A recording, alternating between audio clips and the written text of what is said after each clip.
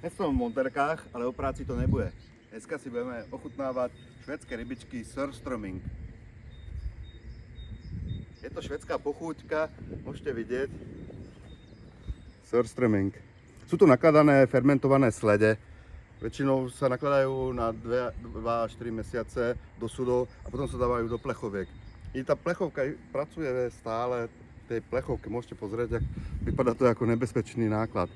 Vraví sa, že strašne smrdia. Tak si to vyskúšame. Niekde som si vygoogloval a neviem ani kde. Otvárať sa majú vonku a hlavne je to lepšie pod vodou. Neviete, čo môže vzniknúť. A jedia sa s chlebom a cibulou a rôzne. Takže ideme na to.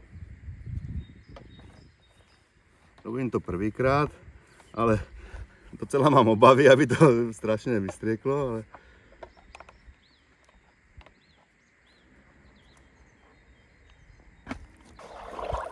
no. Tak. Dáme to dole vodu. Ideme otvárať.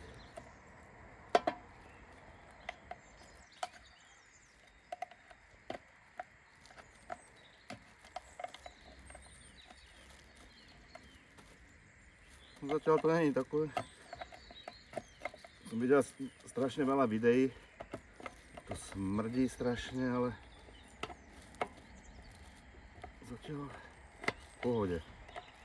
Mám taký blbý otvárak.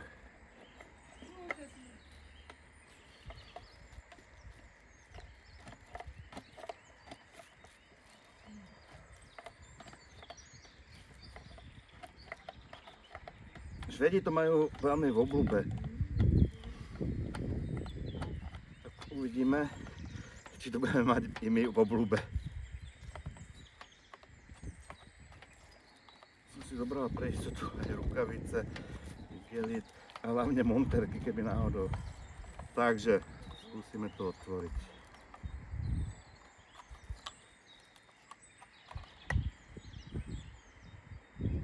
No.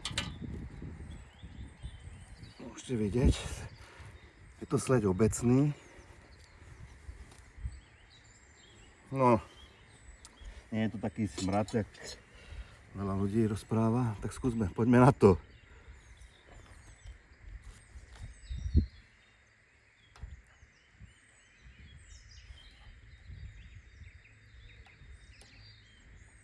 Asi to budem musieť do ruky, takže skúsim to.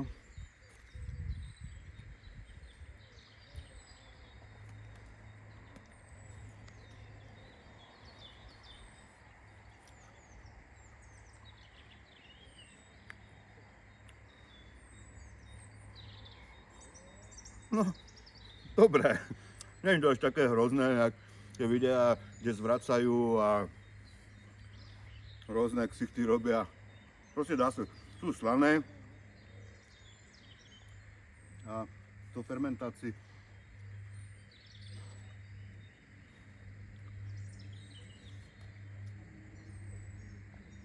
sú dobré proste. Takže doma chuť a chce to vyskúšať, treba to vyskúšať.